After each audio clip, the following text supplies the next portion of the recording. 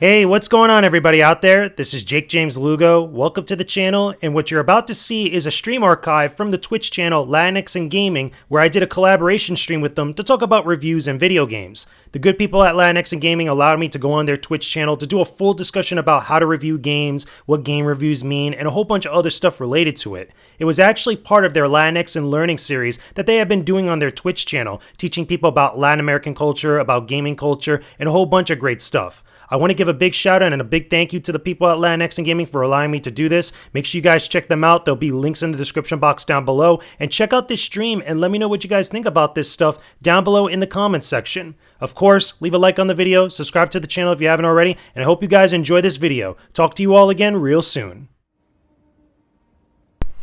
Okay, here we go. Looks like we're all set up. Everything seems all right. Welcome everybody to the stream. If you're just coming in now, pre-stream is about to end. We're about to kick things off. Welcome to the LatinxInGaming Twitch stream. Welcome to the webinar tonight. I'm Jakejames Lugo. If you guys can hear me okay, let me know in the chat if you guys can hear me all right, if you guys can hear me pretty well. I want to make sure that the stream is coming in clear, coming in all right for everybody right now that's tuning in. Hopefully we get some more people in here tonight. Would be a lot of fun. We're going to have a lot of interaction with the stream. So let's kick things off now. Let's go. Let me fix my camera here. All right, good, nice. Okay, so what is going on, everybody? Can you guys see me okay? What's good? Everybody can hear me well? Good luck, have fun, Carlos. I see you lurking in there. I don't think we didn't catch you. Welcome to the stream, everybody. Right now I got Ghost of Tsushima on PlayStation 4 running, but tonight we're not just going to talk about this one, well, this one game. I should actually reverse it. There we go. This one game right here. I actually had to reverse and mirror it for everybody. We're going to be talking about a bunch of different games. We're going to be talking about a bunch of different stuff because the main topic tonight for this panel / webinar, whatever you want to call it, this talk between us here in the Latinx gaming community, we're going to talk about game reviews. Okay, so let's get the introductions out the way. My name is Jakejames Lugo. I've been doing game reviews and gaming content for the better part of over 10 years as of January that just passed. I've done content in a variety of different outlets, and I also have my own YouTube channel and my Twitch channel, or Twitch stream I should say, and I've done a bunch of different other stuff, okay? If you guys want to see some of that, you could go look it up on the web. I'll promo it later towards the end of the stream. But now, let's get into some real talk, right? I know a lot about game reviews. I know a lot about constructing them. I know about actually creating them, discussing them, or looking at them and actually interpreting them. Not just from myself, from a lot of different people, a lot of different outlets. You know, you have main big websites. You have a lot of content creators out here that are doing their own versions of reviews, whether it's video, whether it's written editorial, podcast, etc., whatever have you. Okay, but the main thing about game reviews is that they have a couple key interesting similar parts to them. No matter what outlet you go to, no matter what source you go to for your gaming news, for your gaming gaming content overall. I'm just fixing my camera, make sure my camera's working good. Let me know if anything goes wrong with the camera during the stream, guys, just to make sure everything's running all smooth, right? But yeah, they all have very similar characteristics to them. And the main thing that everybody has with all their reviews out there, okay, with every single review that you run into, okay, is that they have to answer a couple simple, key, interesting questions. Basically, they have to answer the main question, which is, what did you think? How did you feel about it? Would you recommend this game to somebody else? What was good or bad about it? What bugged you? What was interesting about it? What was all this other stuff? Okay? So, with that being said, okay, when you look at a different game, okay, it could be any form of entertainment. I'm applying this more specifically to games, but everything that I say could be applied to every form of entertainment. Movies, comics, music, food, architecture. It doesn't matter, okay? You could apply these same principles to them, but we're going to apply it mostly to games today, right? When you're looking at a game, okay, usually you're formulating your opinion, which is your positives and your negatives about it, your pros and cons, okay?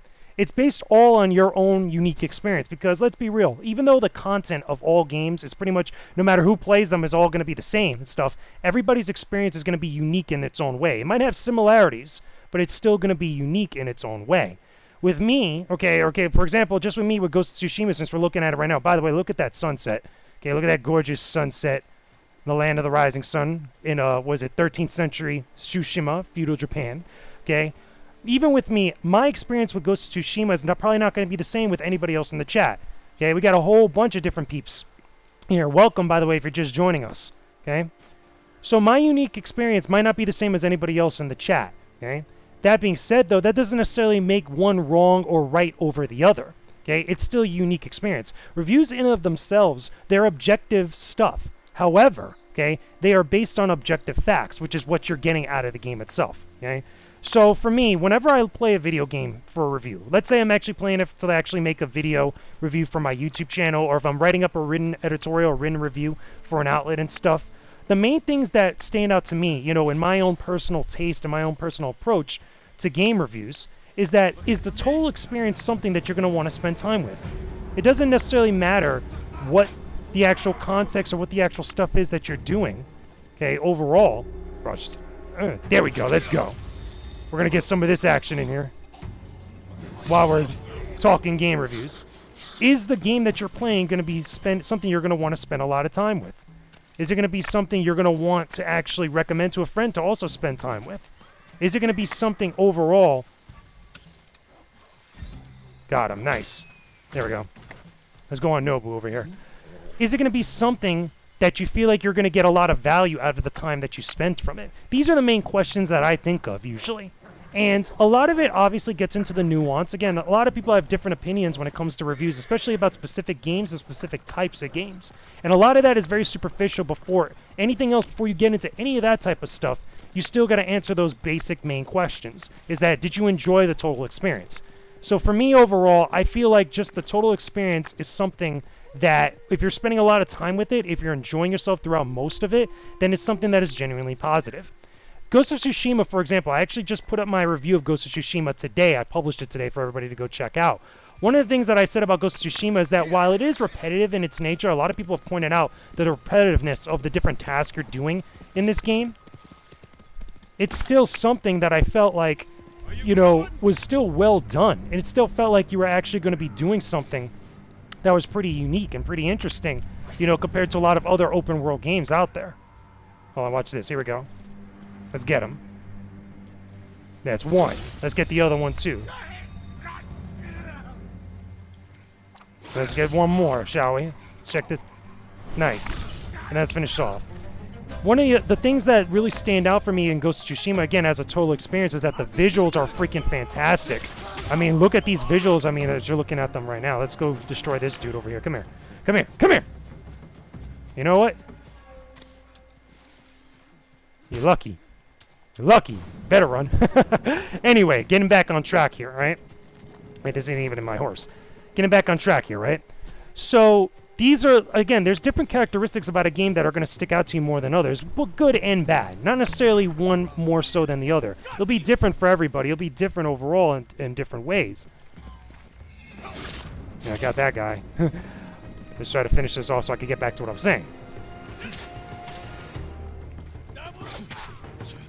Oh, okay, well, so much for that plan, right? Anyway, got him. So anyway, like as I was saying, so there's not necessarily going to be one thing over the other. There's going to be multiple things that'll stand out to you. Okay? And if for me, with Ghost of Tsushima, one of the biggest things besides the gameplay I thought was interesting was that the visuals and also the lusciousness and the detail of the environments and how much time went into researching feudal Japan in order to make an authentic samurai experience. That's what really made the game a success for me. It wasn't necessarily that it wasn't doing anything unique or different compared to other open world style games out there. It was just still using the same basic tools that this genre has for it, but it was applying it into a setting and doing it very, very well. It's like if you look at the same type of building that's out there, like if you look at a bunch of different buildings, right, and you have two different buildings, two different colors, but they're still the same type of structure, you know, really it comes down to the subjectiveness of like what you feel like with the colors, but also that doesn't necessarily make one worse over the other, because they're still essentially doing the same things. They're still providing with the house, and they're still providing the same type of house for whoever wants to live in them. You can apply the same logic to games, like I just said. Now, some other stuff that you have to keep in mind when it comes to making reviews.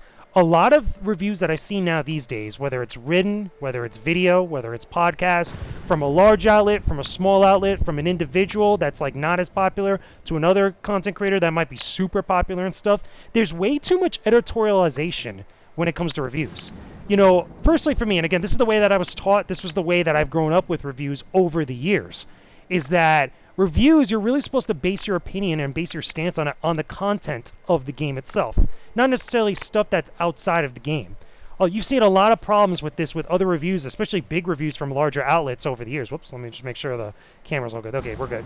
Yeah, make sure that, what was I saying? So a lot of big reviews that have come from a lot of larger outlets over the years have really put a lot of editorialization into them, where it's good to inject your opinion every once in a while, but that should not be the basis of your review. Like, you shouldn't get upset at a game, okay? You shouldn't, like, downgrade your review or, discount a review, or get really kind of like take away points on your final score for a review. Again, if you really get into scores and stuff, you really shouldn't like harp on a game for something that's outside of the game's control, for something that's like, has nothing to do with the game itself, like whether it's political, whether it's, personal, whether it's other stuff that's just outside of the content. You really are supposed to base your opinion overall and your judgment, quote unquote, about that game based on what you're getting from that experience. It could be philosophical or whatever, like themes and other stuff that's in it. As long as it's within the game, then it's all fair game.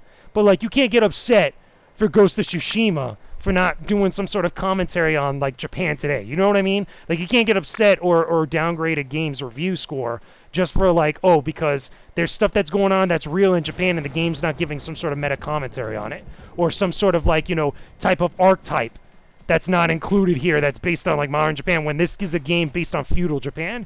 You know what I'm saying? Like, that's just, again, one example, but there's other things that you could apply that to. We saw a lot of those issues with reviews based on games like Far Cry 5. That was like, again, right, how long did Far Cry 5 come out? It was like maybe a couple years ago, I want to say, give or take, maybe a year or two. There was also the same thing even going on now with The Last of Us Part 2, which was the big Sony game that came out before Ghost of Tsushima. A lot of people in various different reviews on all different places were really harping on certain aspects that weren't really about the game itself. It was really about their own personal opinions about other stuff that was maybe tangential to the game, but it's like, okay, what does that got to do with the game itself, with the actual content, the stuff that you're doing in the game, the story that it's actually showing you and telling you, as opposed to what you feel about it that has nothing to do with what's being shown to you. Okay, you got to be a little bit objective when it comes to game reviews, even though, again, the majority of it, or at least a good chunk of it, will be your opinion. That is subjective, but still, what is that based off of inside the game? What's the objectivity, or at least, the facts? Does the game have bugs? Does the game like tell a story that doesn't necessarily make sense to you? There's different things like that you could get into. So let's mix things up a little bit, right? Okay, so I've already shown you enough of Ghost of Tsushima, but we're going to change a couple games throughout this entire panel, this entire webinar, and then we'll get into some other stuff. Let's actually go a little bit retro, right? Let me know in the chat if you guys are big retro gaming fans. Like, some of your favorite games, feel free to put them in the chat. The types of style of games that you guys played, like as you were growing up. Maybe you were in the arcades. Maybe you had a Sega Genesis. Like me, I grew up with the Sega Genesis during the console wars, the real console wars for some people. Or you had a Super Nintendo. Maybe you had an N64, a Dreamcast, the whole thing. Put it in the chat. Let me know what's going on. So let's mix things up. We're going to get out of Ghost of Tsushima. We're going to go to one of my favorites. Okay, some of my favorites, because I'm a big fighting game guy. We're going to go play a little Super Turbo, okay, with Street Fighter 30th Anniversary, because what we're going to talk about is retro games, okay? The mindset of reviewing a retro game or an older game, a classic game even, okay, by today's standards, or by a mindset or perspective that's coming from now. Because obviously, Street Fighter came out in the early to mid-90s, right, in the arcades. We obviously can't go back then and actually look at it in the context of everything happening back then, right? Like all the games that were happening back then, to compare them to them, and at least in that setting. We obviously can't do that. Just because we live in the today and now. We've seen a lot of different stuff, and we live in 2020 at the current moment. So we have to judge it through a 2020 mindset if you're going to write a review of, like, Super Turbo. But again, this is just for the sake of example, but this could be applied to any sort of, like, retro game you're probably going to review now these days.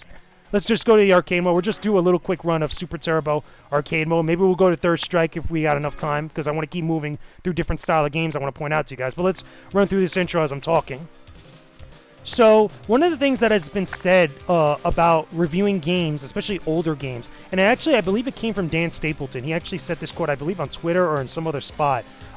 When you're reviewing a game, okay, that's classic and that's retro, it doesn't matter what happened back then during the time when the game came out. If you're going to be looking at it now, you have to look at it with your perspective now. You have to look at it with your mindset now. You have to look at it as like, okay, is it good to play in the current environment for you? Is it good to play right now in the current environment where you're going to be able to experience the game in a specific way? By the way, I switched up scenes so we get to see the matches as I'm talking. It gets you a little bit much more scope of the game as I'm talking about stuff, right? So I just let this run here a little bit. Okay, let it just do its thing. So, yeah, just because you don't have the context of what was going on back then doesn't mean that you have to automatically make excuses for a game's shortcomings. Or you have to make excuses for certain aspects that might be positive for games like, you know, pros and stuff. So when I'm looking at a game like, you know, as old as, like, let's say Street Fighter 2 or Super Turbo, right?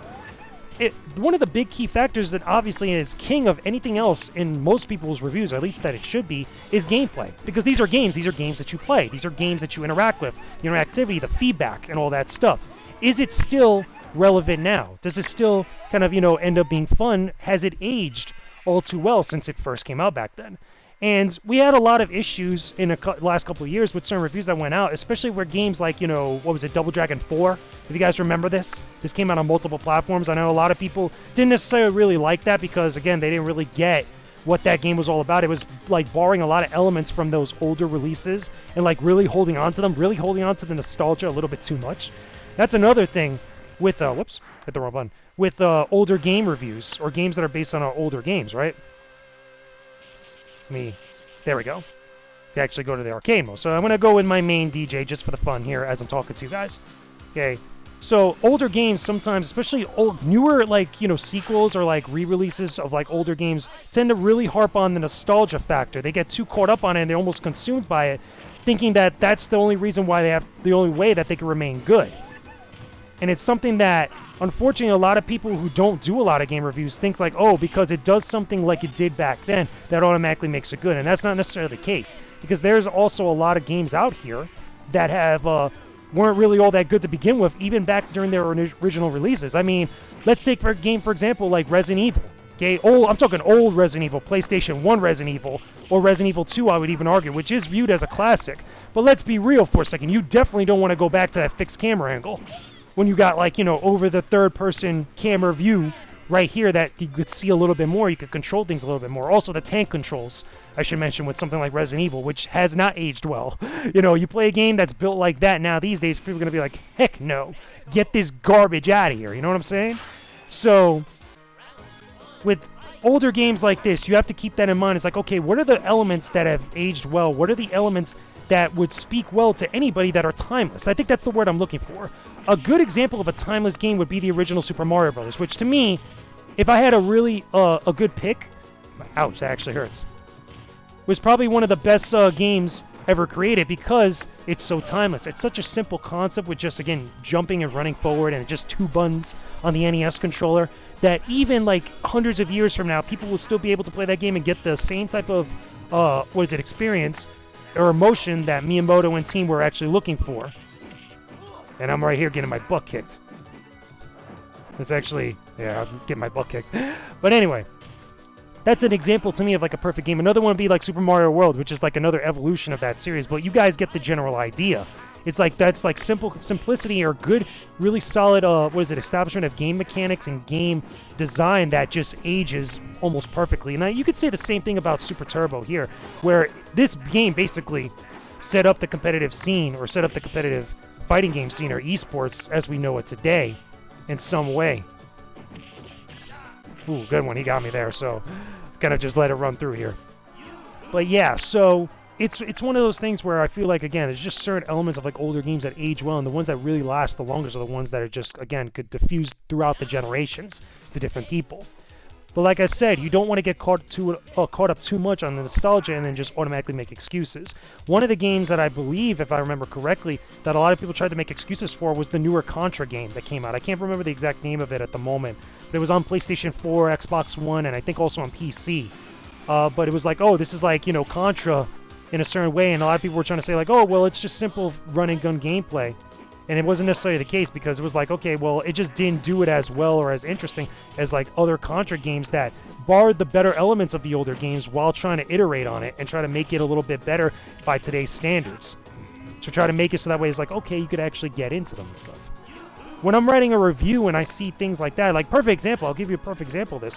When I was playing a game like Shenmue 3, I think Shenmue 3 was a terrible release. It was like one of the worst releases of last year, because that was a game that's like trying so hard to be like Shenmue 1 and 2 that it forgets that it's a game being developed in 2019 or 2020, or well, 2019 more specifically.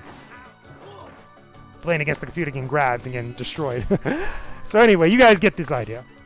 So I'm just going to go back to the main menu here. Go back to maybe Super Turbo here just to show you guys what's good. Oh, damn, hold on a second. Let me fix my camera. Okay, there we go. My camera's bugging out. Okay, there we go. So anyway, like I was saying. Whoops. Ooh. Let me fix this here. To go back here. Okay, there we go. Quick game. So, yeah, but like a perfect example of that would be like Shenmue 3, where I felt like it just was trying too hard to be like its older games, and it just didn't work well. It just got caught up on its own thing. Now, let's also talk about genre-specific stuff, okay? Because while there's a lot of those things can be applied to every single type of game review out there, no matter what type of genre or what type of specific game you're playing, you're always going to at least keep a lot of those same things in mind. But when you start getting to the more genre-specific stuff, like, you know how you have different websites that have various different, like, you know, specialists in certain types of genres of games or styles of games. You know, you got your fighting game guy, you got the JRPG guy, you got the shooter guy, or whoever else out there. Okay, guy, girl, you can apply it to whoever, okay? Those different individuals that specialize in specific genres and stuff. A lot of the same things still do apply, but I think also you do have to take into account a lot of the nuance elements of this. If you have someone that isn't really well versed in fighting games, okay, to maybe technically they probably shouldn't be reviewing a fighting game, at least, you know, at first glance, like that. Sometimes it does pay off when making a review, okay, to have no knowledge or have like no, like, you know, basis for a certain genre. Maybe you're just experiencing it for the first time and you're coming at it from that point of view and stuff. But if you're really trying to be like, okay, what is the good, like, you know, qualities of this game, or what about this game that I could recommend to the masses and stuff, especially, or even if you're just talking to a specific audience that's just about fighting games and such, maybe then at that point you should have a good bearing on, like, you know, the different elements or characteristics of a style of game or that genre. So for me, when I'm reviewing a game like the fighting game, let's say like the newest Street Fighter 5 or Street Fighter 6, wherever that, or whenever that comes out, right? Okay, well, a couple of things I'm going to be thinking of, or a couple of things I'm going to be looking forward to, is one, multiplayer, online play, because that's a big thing now in 2020, obviously with multiple games that have online capabilities, and especially now during COVID-19 where people can't do local play as easily, you know, that's a big factor. That's going to be something that a lot of people are really going to care about, stuff that I could think about, as well as also with the fighting genre within the last couple of years, single-player content, you know, story modes, arcade modes, you know, training modes, you know, challenge modes and stuff that is like, okay, away from the competitive scene. A lot of people, especially in the fighting game genre, get too caught up on like the esports element of it, or at least, you know, the FGC element of it, where it's like, okay, you're going to go to tournaments, you're going to try to make top 32 or top 16 and stuff. Like, there's a whole nother side to this, and one of the games that really showed us that, or at least showed the greater gaming community that, was Mortal Kombat 9. You know, NetherRealm Studios, the guys who make Mortal Kombat X, Mortal Kombat 11, Injustice 1 and 2, those style of games, which after they did stuff like that, other studios followed suit, which has included Bandai Namco, what they did with Tekken, and then of course Capcom with Street Fighter 5 later on after its initial release. But that type of stuff is very important, especially now these days. You know, it's not that you're not just trying to look at just one element of the game. Again, you're looking at this as a whole total experience. You have to look at little different things about it as a whole in order to be like, okay, like this is good value for someone that's going into like a GameStop to buy a game and actually get that, you know, get their money's worth, get their value out of it, okay? Let's switch games up, or actually, you know what, no, let's switch it over to Third Strike, just for the fun of it, just for a little bit, and then we'll switch over to another style of game, because we're doing good on time so far. Now, let me know in the chat if you guys have any questions, comments. I would love to get some good interactivity with the chat here about game reviews, so maybe I could touch on specific things in case I forget anything, you know, that I haven't like really touched on yet. Intense rant, keep going. No, this isn't a rant, son. Good points. Don't let nostalgia cloud you. That's true. Okay, but nostalgia is good sometimes, okay, but don't let it overconsume you. Okay, remember, too much of a good thing is always bad. Too much of it is always bad, I mean. Not necessarily bad all the time. Okay, I'm actually trying to pull up some of my notes here so I can make sure I got my notes. Okay, but anyway, okay, keep those questions and comments coming in the chat. I want to make sure that we get some good interaction with everybody here in the Latinx gaming community, or if you're just joining up with the actual stream, you just want to see what's going on with everybody, you know, put all your questions and comments in the chat. Let's see what's up. So, let me try to pull up my notes. Where is it?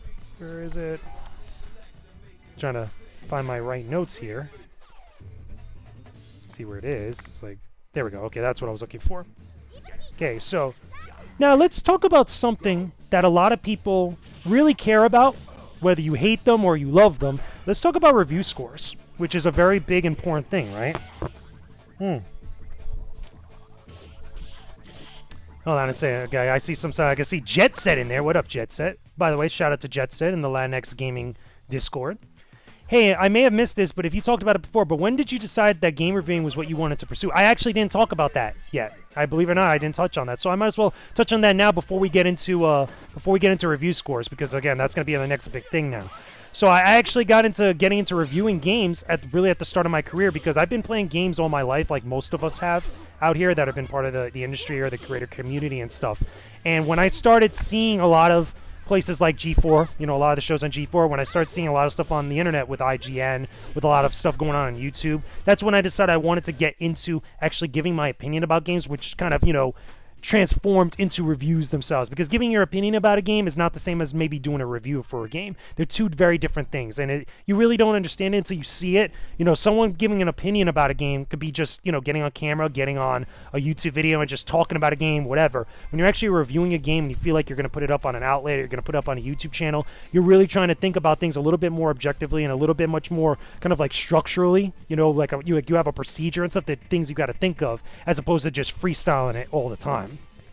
Hopefully that answers your question, Jet Set. But anyway, let's get back to the main thing I wanted to get onto, okay? As we play this thing in the background, and we'll play a little Third Strike as I'm talking. Let's talk about review scores, okay? So review scores are a very important thing for the industry-wise, not necessarily for the consumers all the time, even though a lot of people put a lot of emphasis and a lot of weight and a lot of importance on review scores, especially when they're going to go buy a game. But a lot of that comes from social media. A lot of that comes from other outside forces outside of the game itself, or the writing and things like that. But review scores' main purpose is just to summarize what a review is. It's really, whether it's written, whether it's video, whether it's podcast, that's what a review score essentially is. That's all it is in the long run. However, over the years, you know, obviously we have things like Metacritic. We have things like, you know, aggregate sites. Not just Metacritic, because we had Game Rankings at one point, but Game Rankings doesn't exist anymore. They have a bunch of others out there. I'm just forgetting them at the moment. But Metacritic is the biggest one. Basically, all it does is that basically takes the review scores of a specific game from all these different outlets or accredited outlets that are like, you know, legit gaming websites and stuff. It puts it in one spot for everybody to look at, and then averages what everybody says. You got the critic scores and you have the user scores, which has been under some controversy as of late, but again, that's besides the point. The point is that all a review score is a summary. However, people also at times, you know, which really is sad, they take it as gospel law, whatever a score is for a game, and then automatically think that that's the automatic end-all be-all judgment for it, without a lot of the nuance that goes into the construction of those reviews, and especially a lot of the scores that get put out there. Because just because a place like an IGN gives a review score to a specific game doesn't necessarily mean that every outlet out there has to necessarily, agree with them. It's not necessarily, you know, just like I said, the end-all be-all and stuff. There's a lot of different, you know, nuances that go into that review, but there's also a lot of different other opinions that are out there about the same game. Remember, not everybody's going to have the same opinion about the same game. Everybody might have similar characteristics to it, but it might necessarily not be exactly the same. Okay, I'm just over here whoops, freestyling against Sean over here as I talk to you guys. But anyway, also, like I said, if you guys got any questions about reviews and review scores specifically, let me know. Get out of here. Great point. Your 9 might be different, different than my 9. I have different priorities. Exactly. And that's the thing too. A lot of people also discredit like same review scores that come from the different outlets. Like they might get the same score, but again, forgetting about the nuances of like what got them there in the first place, or what exactly is they're putting more weight on. Because, for example, we were just talking about Ghost of Tsushima earlier. I might put a lot of weight on the reviews, on the visuals, but someone might not actually do that with their Ghost of Tsushima review.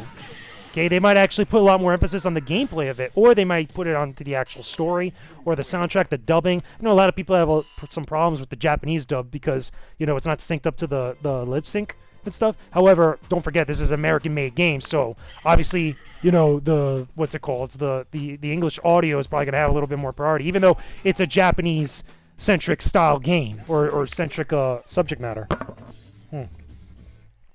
Now, here's the other thing, too.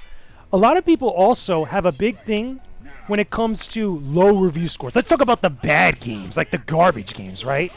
Let's talk about the garbage games, okay? Now, garbage is a very subjective thing, and technically one should never really say that. I'm only saying it because I'm being a little silly right now at the moment.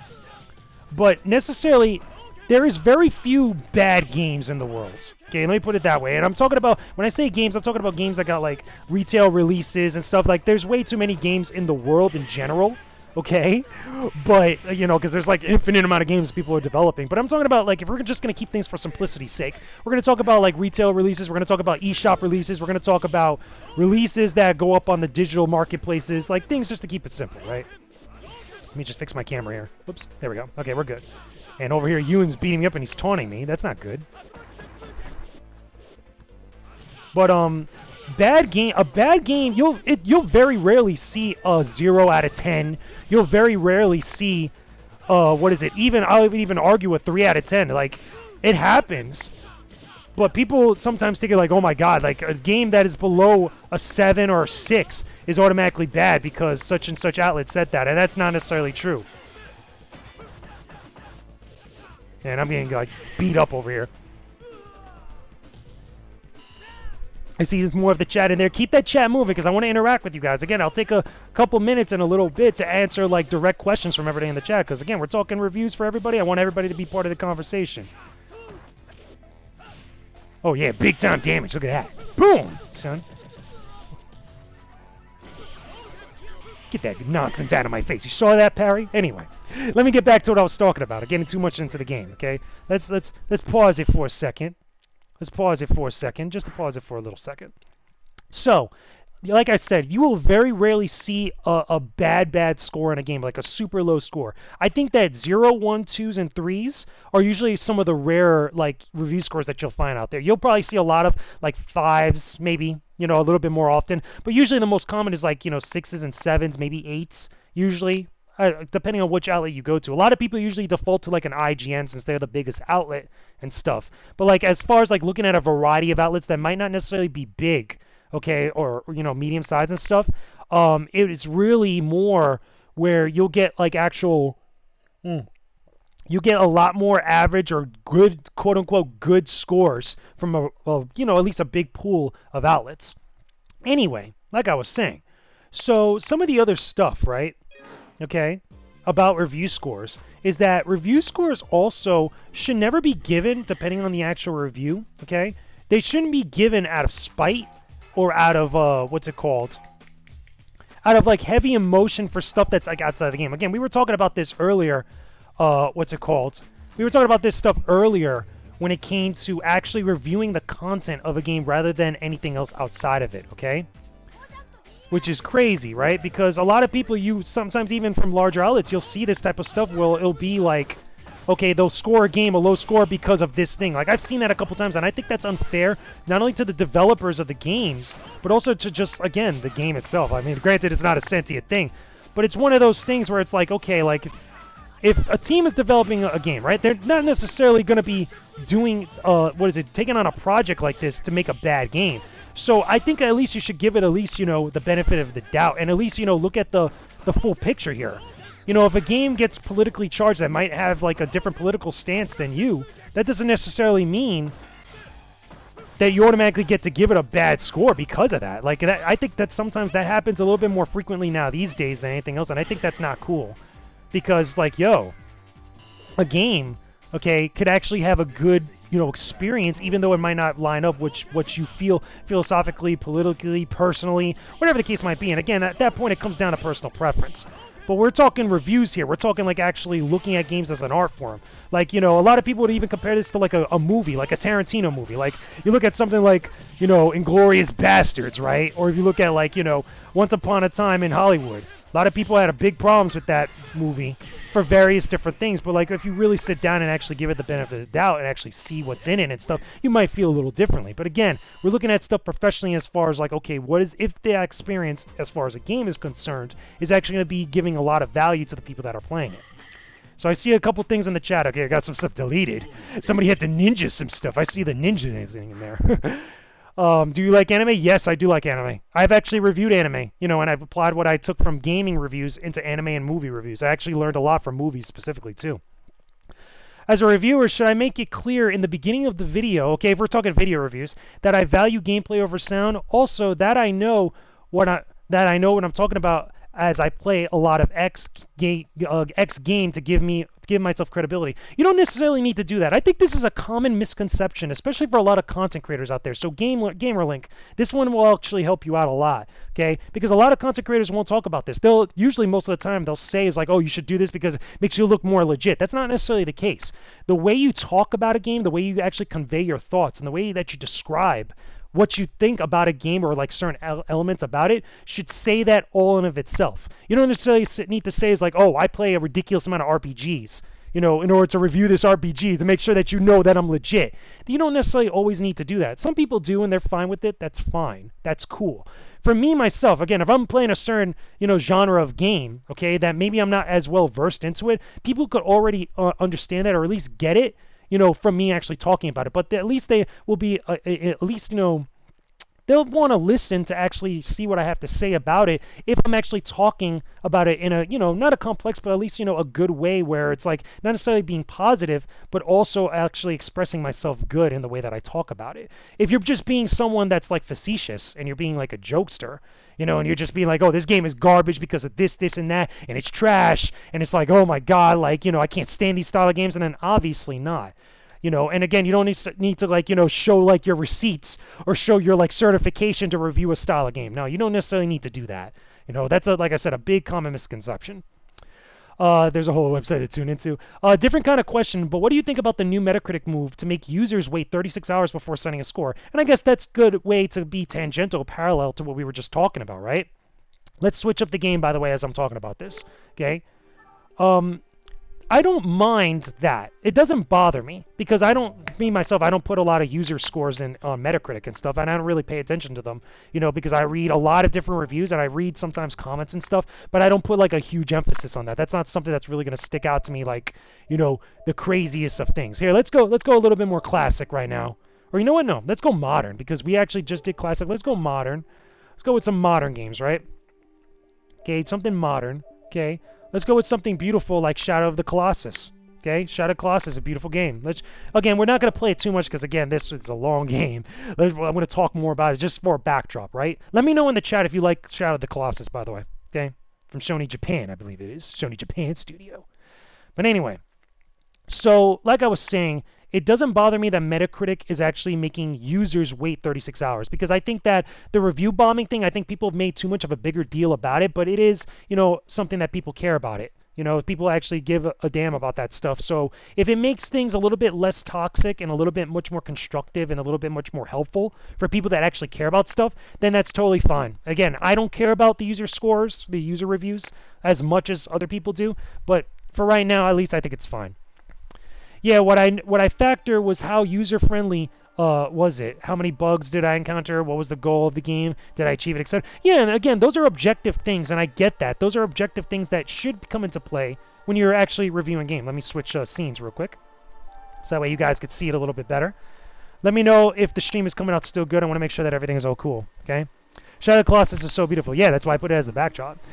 But yeah, so that was one thing, right? So, like I said, here's one thing I should say, and you know, it's something that I feel like a lot of people hear and they say, but I don't think they truly understand when it comes to game reviews.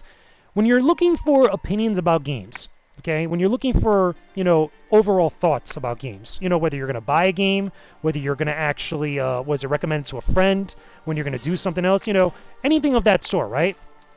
My suggestion is to get various opinions from multiple sources.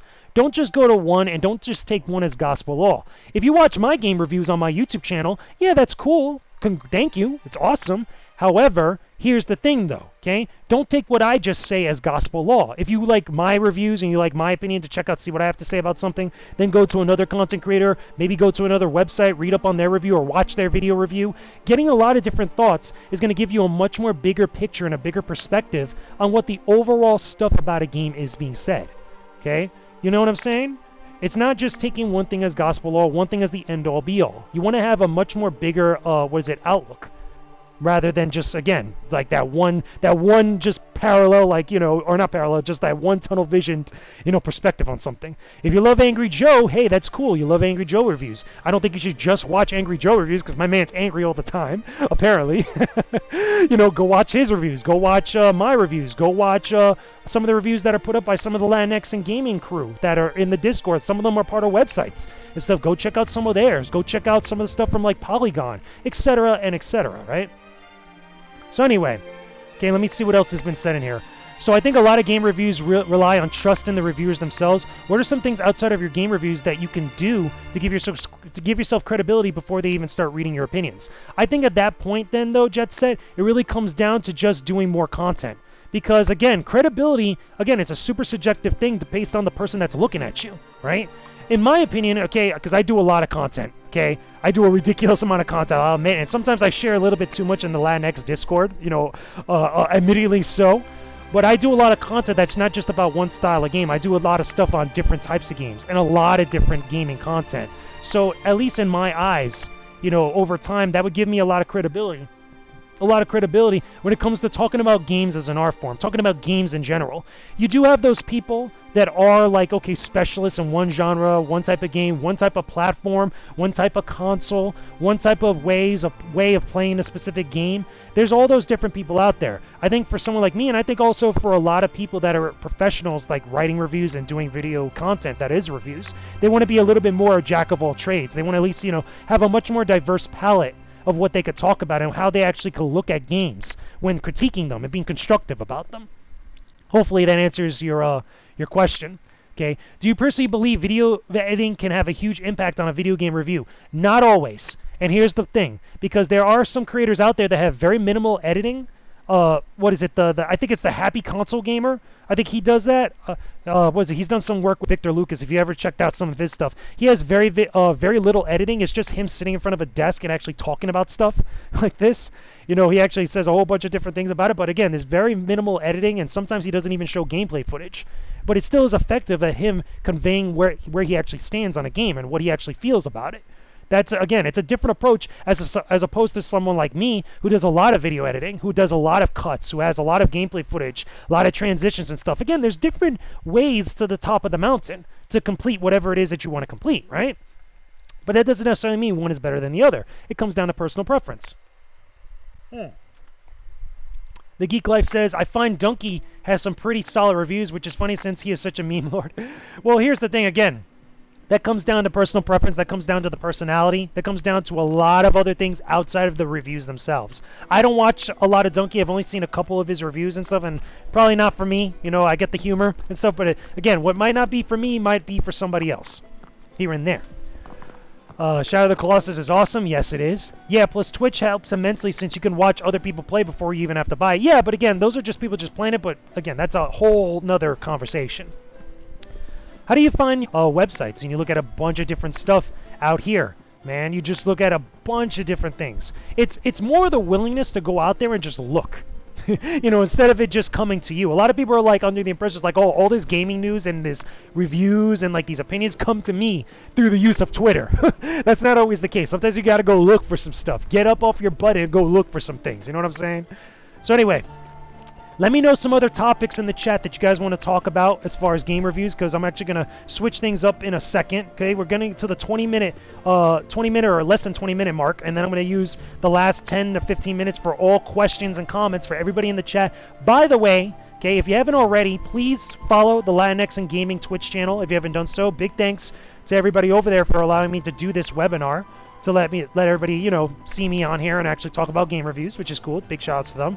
Again, I'll plug my stuff at the end of the stream so you guys can know where to find me afterwards, because we're still talking about some stuff. Another thing I do want to mention about game reviews is that one thing that should not be in a review of a game is bias. Now, I'm not talking about bias that's like, you know, bias to specific, like, you know, style of game, or bias to specific, like, genre that's positive, like, to give a good review to that game. I'm talking about bias when it comes to, like, you know, different platforms, when it comes to different stuff, again, outside of the game itself, which goes all the way back to what we were talking about earlier, right? A lot of people throw that word bias around sometimes a little bit too much. And again, it's one of those terms that people use frequently but don't always know what it means. Bias is when you give a little bit much more of an edge to one side or the other with your opinion about a specific game or a specific type of like whatever you're reviewing. For me, sometimes I tend to be a little bit biased, even though it should not be in there. Sometimes I tend to be a little bit more biased to games that are whimsical. Games that have like a lot of like, emphasis on the presentation and stuff that's like, a little bit chill and like builds up to a lot of their action moments and stuff. And again, that's a personal thing, and I try to work on that every day when it comes to more content that I do. But sometimes people tend to throw around their bias when it comes to like, only like reviewing a specific type of game on a specific platform and then like dumping on or dunking on everything else. That's the type of stuff that you see a lot on social media. When it comes to game reviews that are professional, game reviews that are trying to be credible and trying to actually provide at least some value to the readers and the consumers out there, that's something that you have to put in check at the door. Like, you just get it out of the way right now, because you're looking at what the game is trying to provide a person rather than what it's trying to provide for you. That's another thing I should say, by the way. And I should say, let me take some water because I know I'm talking a lot. Game reviews, any game review out here, whether it's from a website, whether it's from a content creator, they're not meant to validate your opinion. Okay? They're just meant to express the opinion or the stance or the perspective of whoever is the reviewer, whoever's the person that's creating that review. A lot of people tend to go to reviews expecting to be validated, and that's not the case. That is never the case. That has never, ever, ever been the case when it came to game reviews. It's not there to actually make you feel good. It's not there to actually validate what your stance is or to agree with you and to like feel like what you're feeling at that moment is the truth. That's not always the case. A lot of people seem to forget that, and sometimes even professionals sometimes seem to forget that, which I think is a little saddening. Because again, we're supposed to at least, hold ourselves to a higher standard when it comes to actually making this type of content for the people that are out there, that are our audience and our viewers and stuff.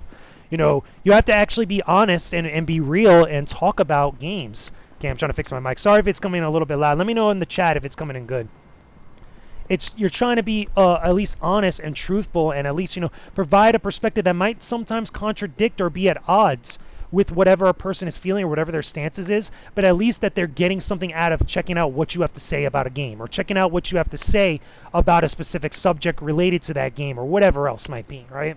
Again, reviews are not made to validate your opinion. Your opinion being the viewer's opinion. They're not made to validate the viewers or the audience's opinion.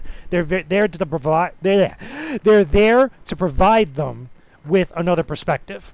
They're there to provide them with more info for them to make a judgment themselves. The prime directive, at least in my opinion, this is something I've talked about, and I'm actually hoping at some point down the line I could write a book about this when it comes to actually making content about game reviews and games in general. That the prime directive of all gaming journalism or all gaming content creation is to provide information and allow the viewers and the audience to judge for themselves.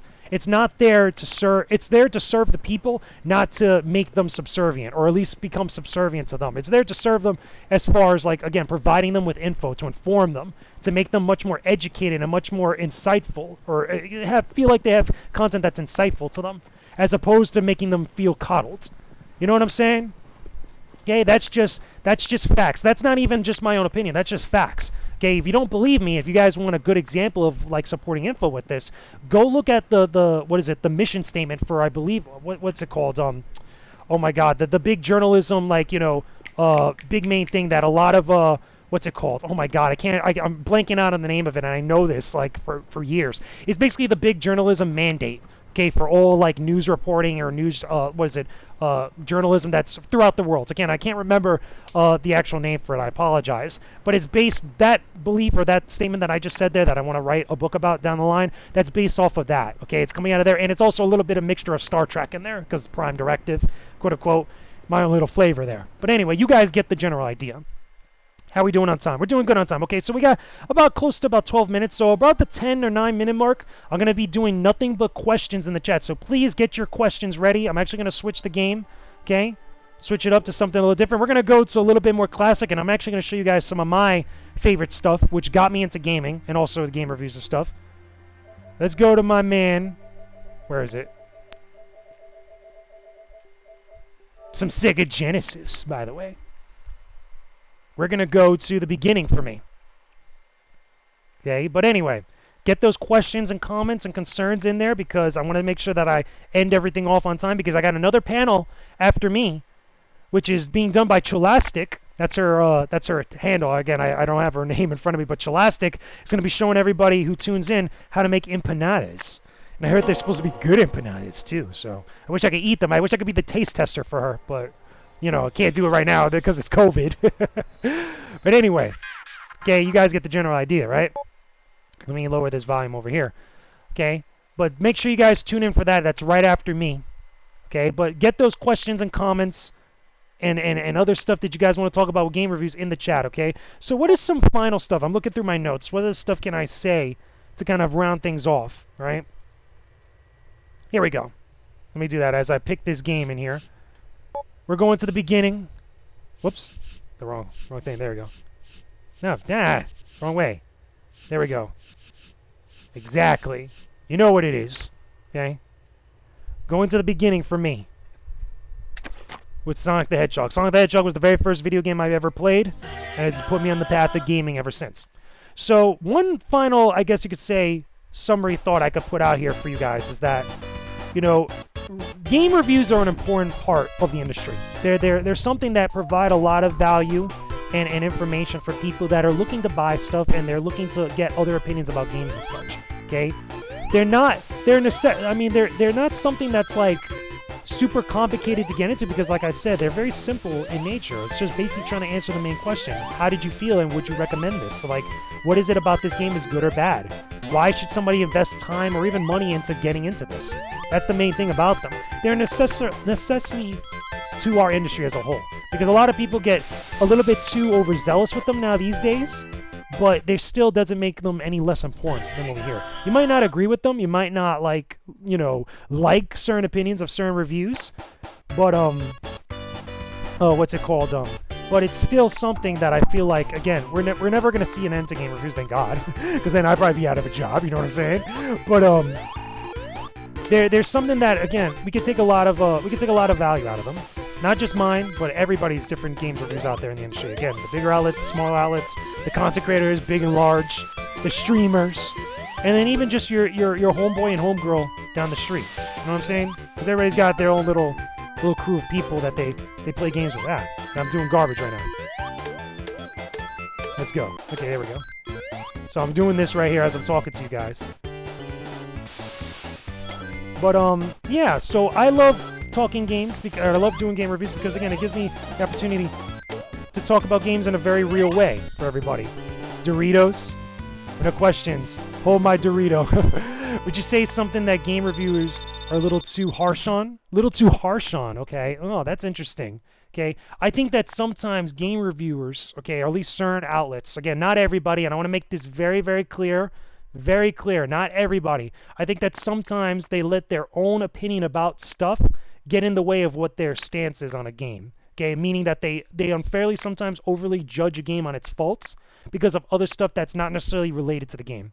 That's probably the one thing I would say that they're a little bit too harsh on, because I might not like, a certain element of, like, for example, like, everybody's like now not into bro culture. So bro culture is like yeah, bro, like the typical stereotypical bro dude stuff, which you would get in a game like Broforce, which is basically like a parody of like 80s action movies. And some people would be like, oh, this is like a hyper masculine, like toxic masculinity type of game. It's like, no, it's trying to actually what's it called? It's actually trying to be a parody of like a certain genre of movies and stuff. It's like it'll get into like all these other things. You mind dumbing that down? Dumbing what down? What, the mic? The mic's dumbing down, or dumbing down the sound? I don't know if it's the sound. Let me put it like that. Wait, hold on. Okay, because we're getting close to the end here, so I'm trying to keep time. Oh, whoa, no. There we go. No, let's go back up this way because we're trying to get the Chaos Emerald. Nope, we're going the wrong way. Where's my Chaos Emerald? Where is it? Watch me, like, screw this up. Okay, there it is.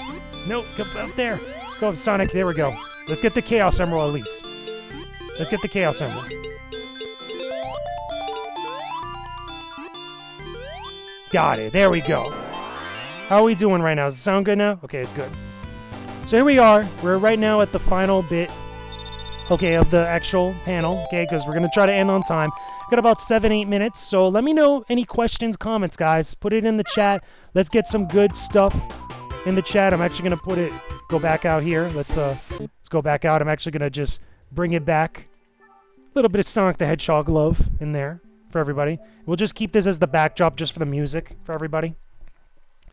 What's something developers don't focus on enough? Making sure that they have value after a game is done. Like when the credits roll, you know, some games do this very well, but other games don't. Like, because once you're done with a game, you're done. I think that now these days, a lot of the big budget AAA games, what they should do is make sure that there is still enough value after you finish like the main story, or like a reason to come back to it other than just playing on a higher difficulty. Because again, it really depends on what they're trying to develop or what they're trying to aim for with their experience. And again, that's another subjective thing. But at least for me personally, I feel like once you have a lot more value at the end of a game, you know, that really kind of gives you more bang for your buck. You know what I'm saying? So anyway, we got about 6 minutes left in the panel, in the webinar. Hopefully, let me know in the chat, was this informative? Was this instructive? Did this help out? Was this a good panel overall? Was it top tier, though? That's what I need to know. So that way, we could let everybody know in the chat. So that way, the people at LatinxInGaming, okay, because I know you're watching over there. I see you in the chat. I don't think we didn't catch you. We see you in there. Okay, let them know. So that way, if you enjoyed the panel, you enjoyed the talk, you enjoyed all the discussion about reviews, maybe one day at some point they'll have me back again, start talking about some other stuff related to games, or just do some other stuff related to games. But I want to get some good interaction with the chat, guys. Talk to me. Let me know what's up. Let me know what's good. If you guys are having fun and stuff, let me know. Let me put this right here. Okay, just making sure that everything is straight with there.